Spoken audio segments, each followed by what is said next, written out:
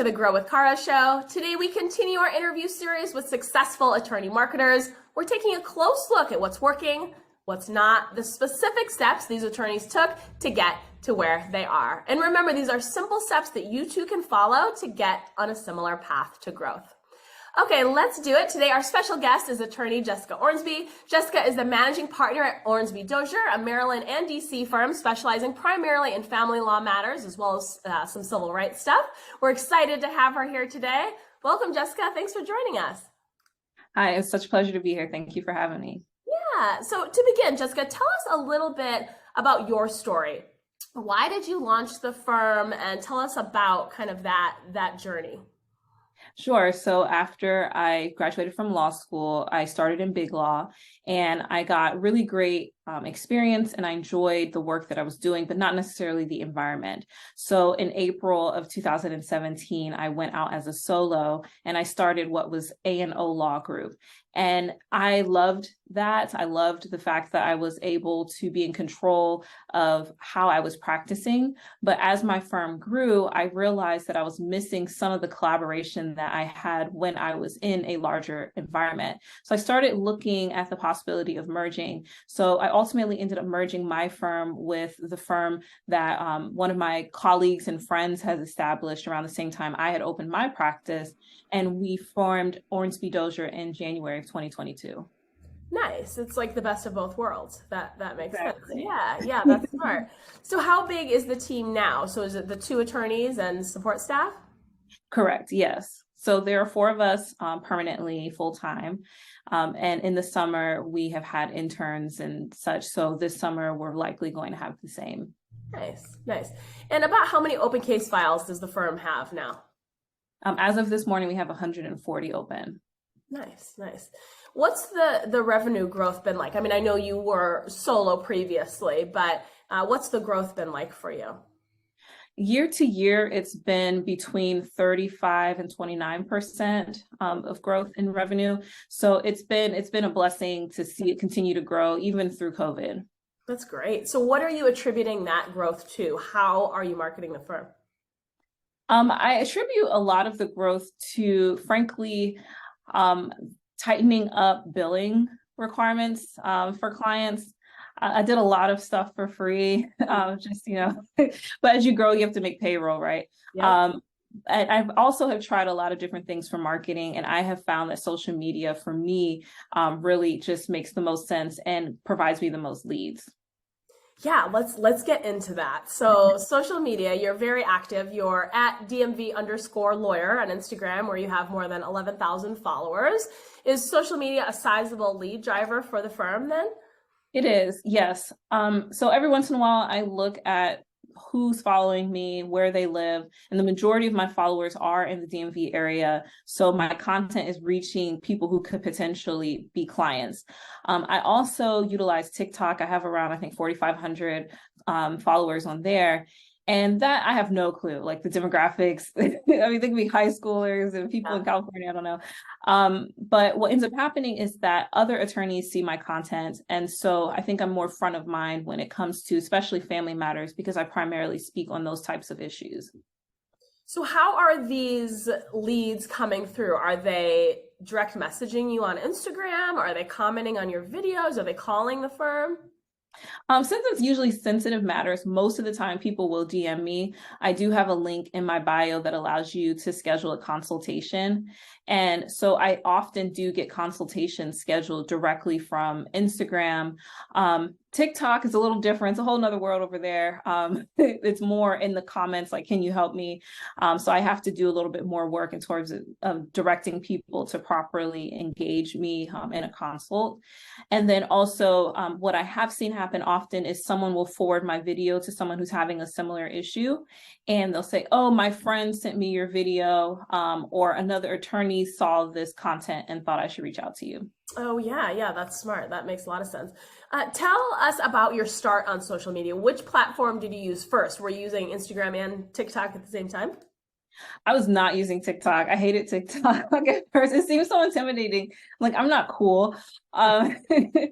So I was using Instagram from law school Oh, just personally, yeah. and my old firm did not allow me to utilize social media and say I'm an attorney and I work at this firm. In fact, they used to run our names constantly to make sure we weren't doing that.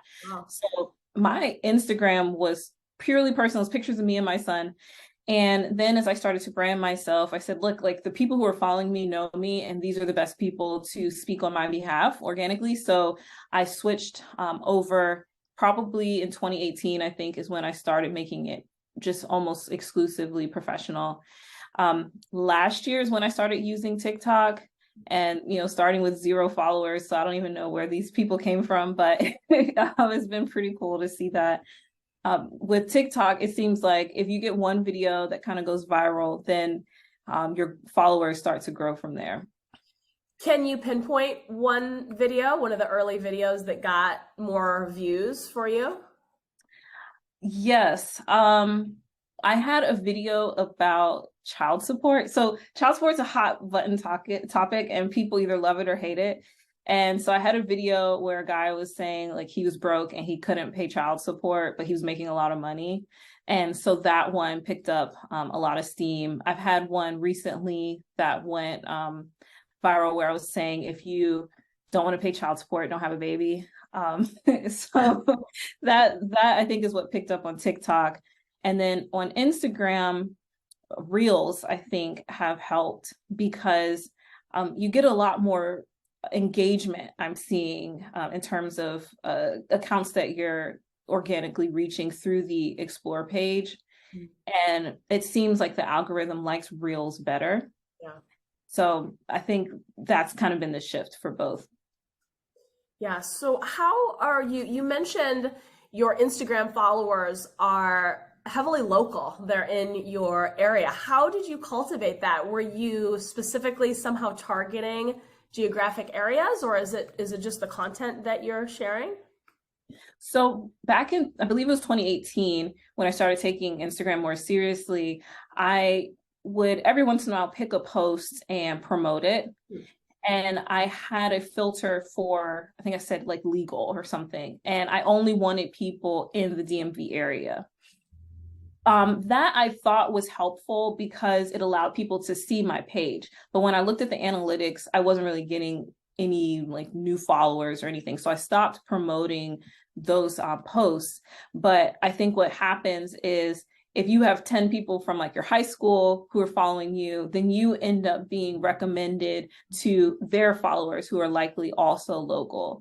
And then I engage with pages that are local as well, like local businesses, other local attorneys, and that sort of thing.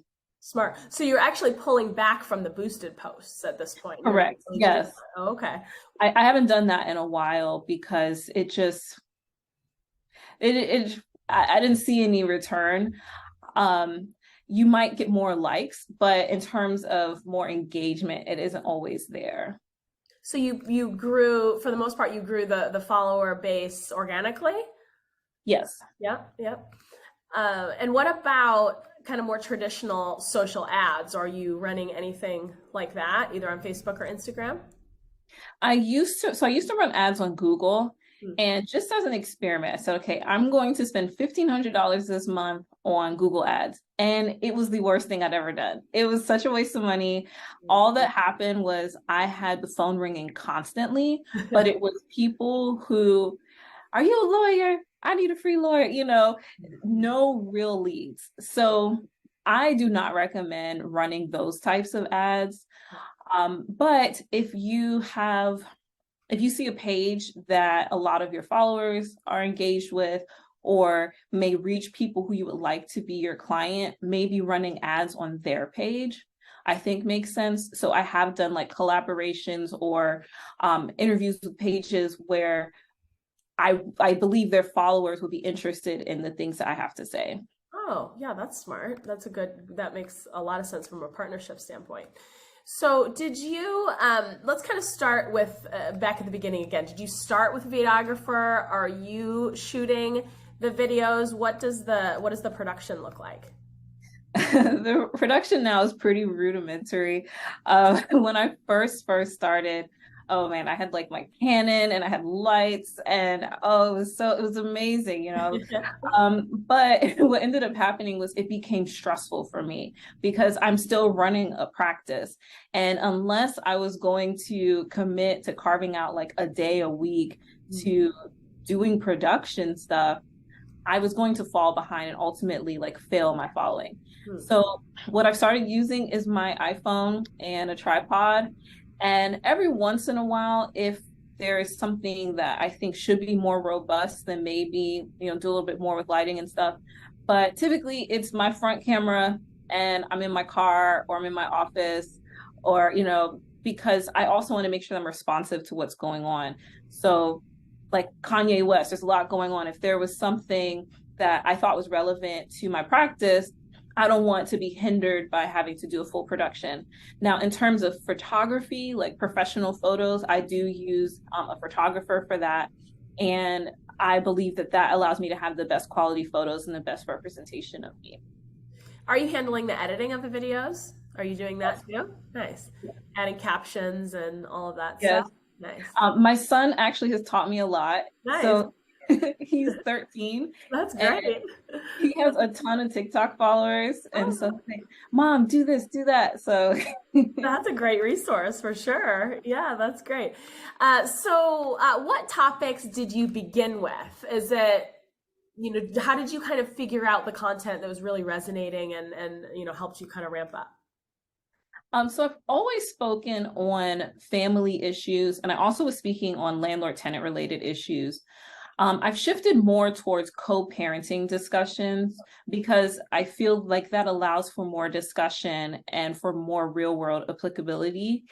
At first, I was focusing a lot on here's how to do this, or this is what the law says. But for ethical reasons, I said, okay, I want to shy away from that because I don't want someone to see an old post and think that that's accurate.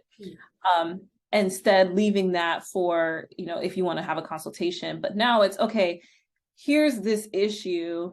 As co-parents, we can address it this way, it would be ideal this way. And then for the landlord tenant stuff, the laws are always changing. And I think that it's important for people to be aware of those things as they are occurring. So, where are you finding inspiration for new video topics? Is it, you talked a little bit about maybe doing some newsjacking, maybe what's trending, frequently asked questions, kind of all that? Yes. So my primary sources are trending sounds on TikTok, because you might hear a sound and someone's using it for like a cooking video, but you're like, oh, wait, I can use that to talk about like going to court. So that's a big inspiration. I actually have a spreadsheet of sounds so that when I do have time and I'm batch creating, like, okay, let me use this sound for this. And then I follow some of the like kind of sleazy blogs because even though I do not like the content necessarily, it tells me what people are talking about. So if, you know, if there's a rapper and the two moms of his kids going back and forth on social media and everyone's talking about it, okay, I can hashtag whatever that person is and talk about, is this a healthy way to co-parent and why you shouldn't, you know, do these types of things. Smart. You mentioned sometimes you're batch recording. How often are you shooting typically? Oh my gosh, not often enough. At the start of every month, my goal is I'm going to create this number of videos. This weekend is that weekend, so I'm going to try. I try to think about and plan out the month's content so that it doesn't become overwhelming and then, you know, you're sitting stale for a while. Because things happen, you get sick, your cases get busy. So at least once a month is when I try to do that. And then about how many videos are you trying to get out of that shoot? About how much time are you spending on this? It can be all day, honestly, depending on how you're shooting it. So I try to have a mix of content that is original to me. So these are my thoughts, utilizing trending sounds and responding to what other people have done. So between those three types of posts, I try to have like around 5 for each. The trending sounds are usually funny. They're usually like, you know, pretty quick, silly. The organic content might be more serious. and then responding, that gets you more exposure, especially on TikTok. And are you posting in the stories or primarily in the grid or both? Primarily in the grid. Yeah, yeah. You mentioned referrals, so connecting with other attorneys in the area. Is that a high priority for you on social media, and how are you kind of nurturing those relationships? That is really important to me because it's difficult to market as a small attorney, a solo firms, small firm. It's so expensive if you look at the marketing options for us, and social media is free. So it's important to me that I support other attorneys in their efforts and that I produce content that they think is of quality and valuable so that it can be useful for people who they may not be able to assist. I had a referral this morning that resulted from someone who follows me on social media. And for the attorneys that are local to my area, I try to go to events. I try to, see them in real life so they know, hey, I'm a real person. I do actually practice law. And I'm actually going to an event tonight. Nice. So that's what I try to do. So it sounds like you're relying fairly heavily on social media. Are you investing in any other marketing? Are clients coming to you in any other way? So I am relying heavily on social media for leads, for lead generation. In terms of building my personal brand, I do work with a publicist who helps me find like speaking engagements and opportunities to like write in different publications, because I do think it's important to establish yourself as an expert. And I do invest in just continuing education so that I know what I'm talking about. And speaking with other professionals who may not necessarily be attorneys, but have practices that are parallel or adjacent to mine, such as mental health professionals, social workers, and those sorts of practices. Are you doing anything else to kind of cultivate those referral source relationships? I mean, obviously, some of them are starting on social media and then coming offline. How are you staying in touch with those folks? So I like going to networking events or events in general that are not lawyer based. So if I'm going to an event about children, I don't know, and it's people who work with children in different capacities, it's, hey, okay, I work with children as an advocate on their behalf or mediating issues. So I try to do that and build that network, and then also refer people to them as people come to me and need their assistance. Real estate agents, for example, I'm always referring people to real estate agents, and so they end up referring people to me when they have a client who's selling a house because they're getting a divorce. It's, oh, I know a divorce attorney. So it's also kind of that quid pro quo. I do have a few practitioners who I trust a lot. And so for a while, I have them highlighted on our firm's website as like, here are potential resources for you. And I believe they did that in return. I mean, I didn't do it for them to do that, but I wanted my clients to have like a wealth of resources. Smart. Are you requesting a referral fee, a percentage? No. No, that's great. So let's talk just a little bit more about, are you doing any ongoing tracking when it comes to social media, kind of tracking those top performing videos and, doing more of that type of thing? I probably should, and it's been on my to-do list. Our case management software has a lead tab where it says, where did this person come from? And most of the time it's from professional referrals. And I should go look and see how many of them are coming directly from social media.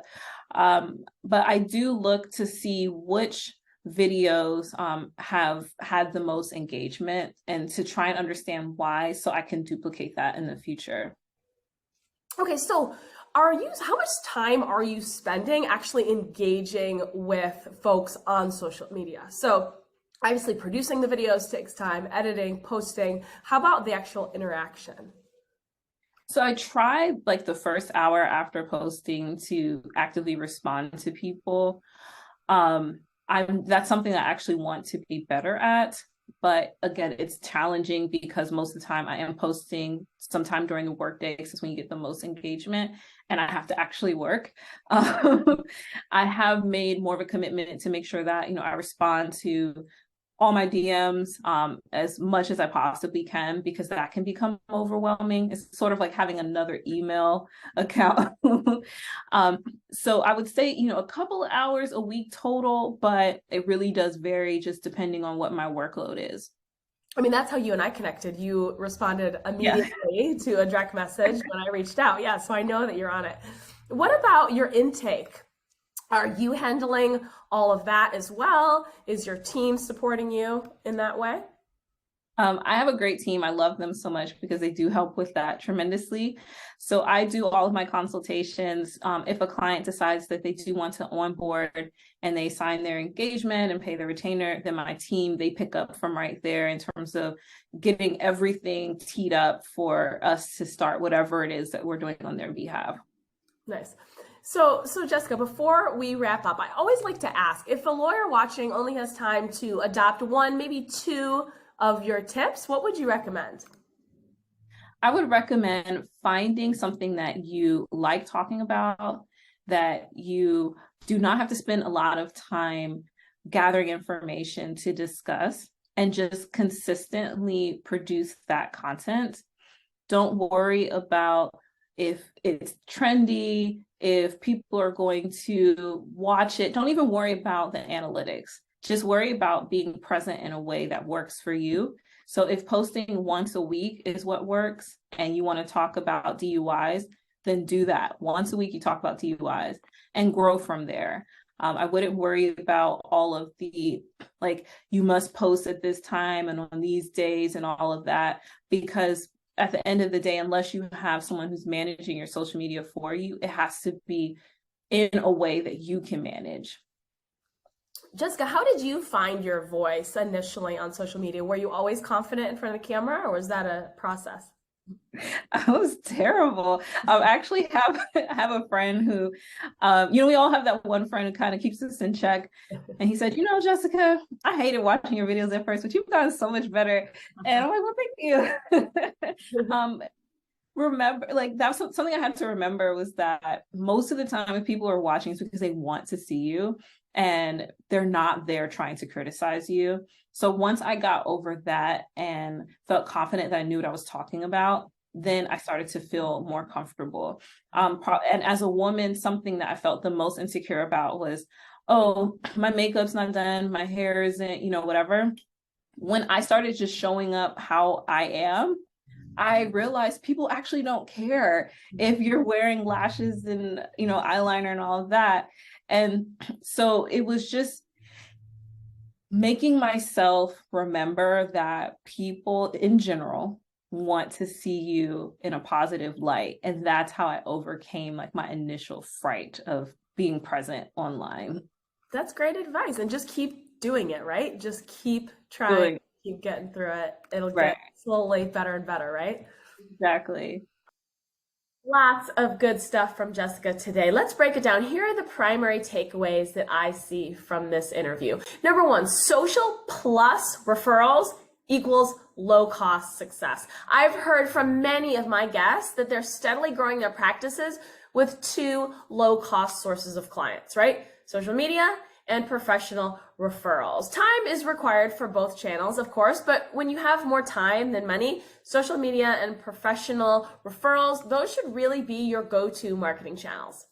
Number two, they work together, social and referrals, meaning I've also now heard from several successful attorney marketers that their social media posts are helping to expand and really nurture those referral networks, as well as provide a ready sort of communication channel, right? These marketers, they're aiming a portion of their posts at their referral network.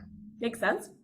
And number three, trending audio brings more views. In my experience, as well as Jessica's, the lift provided by trending audio, it can be material. Notice that, Jessica said she believes so strongly in this technique, she maintains a spreadsheet of trending sounds and uses those when she's batch recording. Give it a try, you'll see. And number 4, core topics are more efficient. So researching the law on unfamiliar topics, that can be time consuming. So while speaking on everyday law subjects on that everyday law topic, those can certainly bring larger number of viewers. The other portion of your videos, though, should be on high interest, relevant areas that you know well, right? For Jessica, those topics, those are co-parenting and child support. Awesome, Jessica. Thank you so much for sharing your experience with us today. It was a sincere pleasure. Thank you so much. Thank you for having me. I appreciate it. Yeah, everyone be sure to join us for the next episode of the Grow with Cara show happening very soon. Have a great day. Take care. Bye-bye.